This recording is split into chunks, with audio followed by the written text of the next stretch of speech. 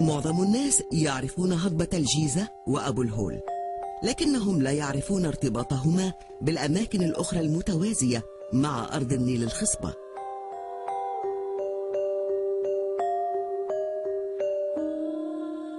بعض الأماكن غير معروفة وهي معزولة وسط الصحراء،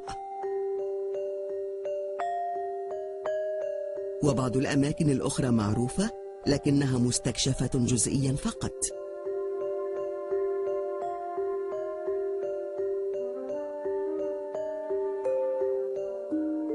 إن روعة الطبيعة في هذه الأماكن ساحرة وتبعث على الدهشة والفضول.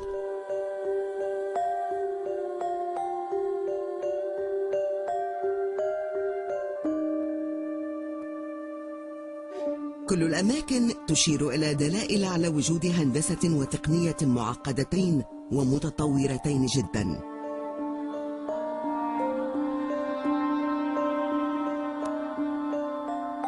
هل عرف القدماء التفوق العلمي؟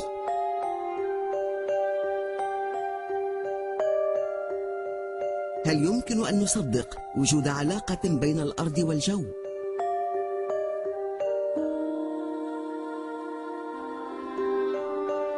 لماذا نعرف القليل عن المصريين؟ قيل أن تقنيتهم بدائية، لكن جدران المعبد تشير إلى أنهم أجروا حسابات دقيقة. هناك الكثير من الدلائل التي ترسم صورة